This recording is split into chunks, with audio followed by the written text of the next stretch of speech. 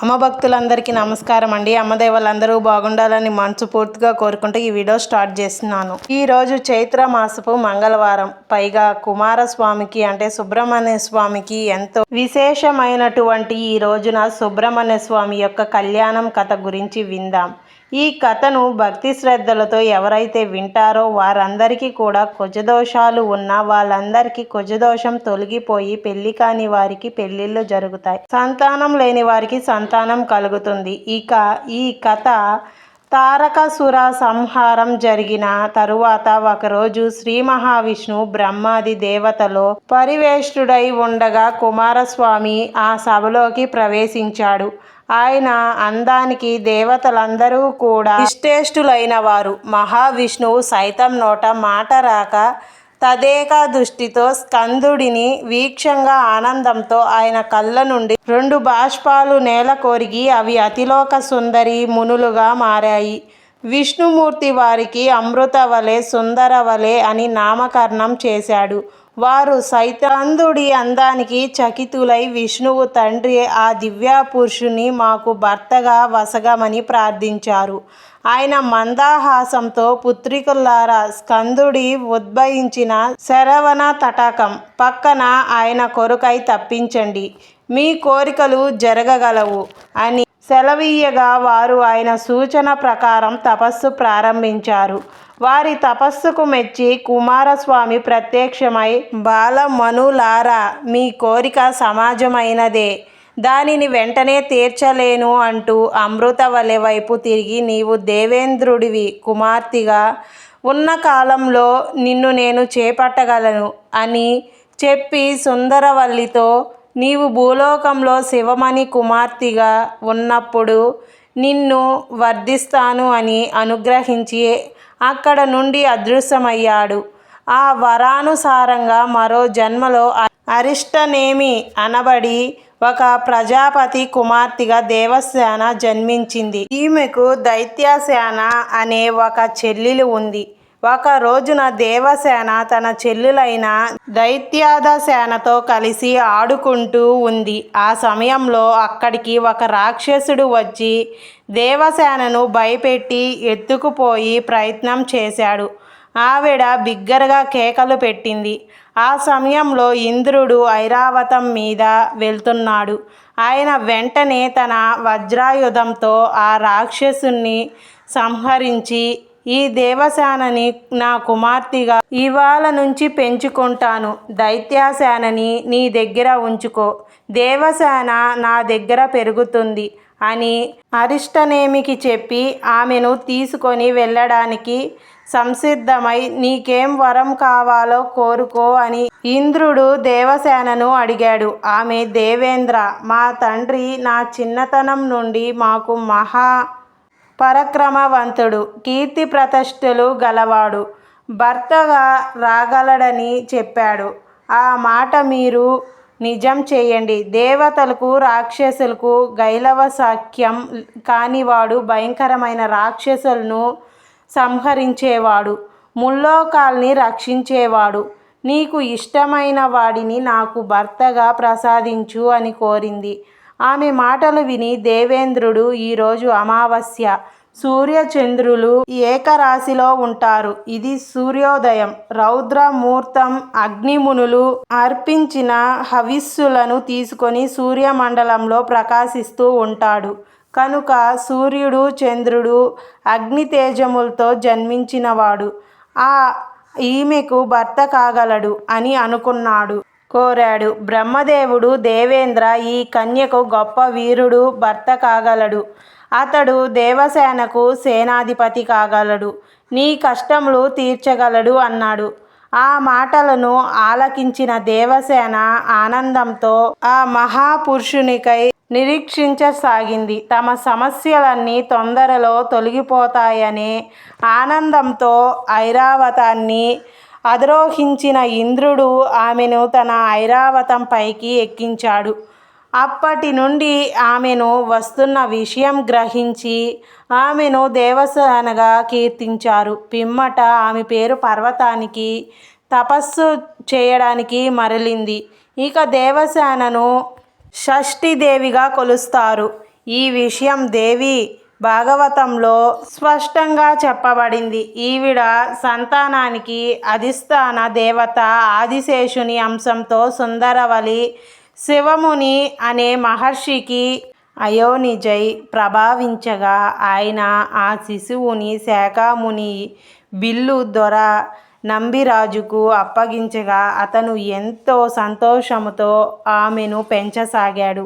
వల్లి నామధేయంతో ఆ కన్య సదా కార్తికేయ స్మరణతో ఆయన కోసం ఎదురు చూడసాగింది. కార్తికేయుడు వీరెవ్వరికి కూడా శూరపద్ముడు సింహముఖముల సంహారం జరిగిన తరువాత వివాహం చేసుకుంటానని వరమిచ్చాడు. కావున ఆ గడియల కోసం వారి నిరీక్షణ కొనసాగింది.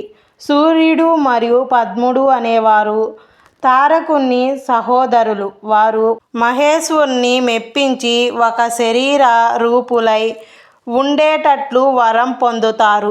సూర్యపద్మ సింహ ముఖములతో తలవడానికి దేవగణాలన్నీ కూడా స్కందుని నాయకత్వంలో కదిలాయి. కార్తికేయుడు 6 రుణ శిబిరాలు ఏర్పాటు చేశాడు. ఆ 6 క్షేత్రాలు సుబ్రహ్మణ్యుని 6 ముఖాలుగా పురాణాలు చెబుతున్నాయి. ఈ 6 దివ్యమైన క్షేత్రాలను తమిళనాడులో ఆరుపడై వీడు అంటారు. ఆ 6 క్షేత్రాలలో సుబ్రహ్మణ్య స్వామి వారు ప్రతి చోట రాక్షస సంహార చేసే ముందు విడిచి చేసిన ప్రదేశాలుగా ప్రఖ్యాత తమిళ్ కవి శ్రీ నక్కీరన్ కీర్తించారు. ఆ 6 క్షేత్రాల్లో వరుసగా తిరుచెందూరు, తిరుప్పరకొండ్రం, పలమ ఎదురొచ్చి, పళనిని స్వామి పార్వతీ పరమేశ్వరులు ఇద్దరూ కలిసి త్రిశూలం, పినకం, పాశుపత్రసం, గొడ్డలి, శక్తి శూలములను ఇచ్చారు. జగజ్జనని పార్వతి కుమారునికి ఒక మయూరాన్ని బహుకరించింది. ఆమె మయూరం సామాన్యమైనది కాదు, స్వయంగా శివంశ కలిగినది.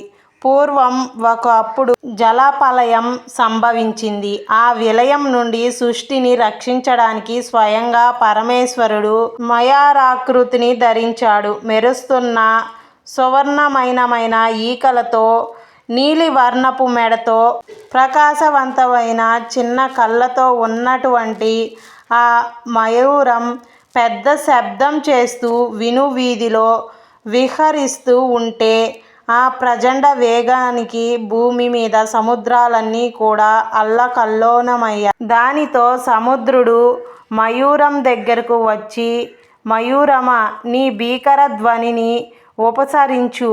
ఇంతవరకు ప్రళయంలో మరణించిన వారందరినీ అమోఘ శక్తితో బ్రతికించు అని వేడుకొనగా ఆ మయూరం తన వేగాన్ని తగ్గించి రెక్కలను గట్టిగా విదిలించగానే సమస్తమైన సృష్టి ఆవిర్భవించింది. ఇలా జరిగిన కల్పం మయూరీ కల్పంగా ఖ్యాతి పొందింది. ఇంతటి శక్తివంతమైన నెమల్ని జగన్మాత స్కందకు వాహనంగా బహుకరించింది. కుమారస్వామి యుద్ధానికి వెళ్ళేటప్పుడు పార్వతీ పరమేశ్వరుడు వేలాయుధాన్ని ఇచ్చి ఆశీర్వదించి యుద్ధానికి పంపుతారు. స్కందుని నాయకత్వంలో దేవతా సమూహం దిక్కులదిరేలా రణనిదాలు చేస్తూ సూర్యపద్ములు సేనలతో తలపడ్డాయి. దేవసుర గణాల మధ్య భీకర సమయం జరిగింది.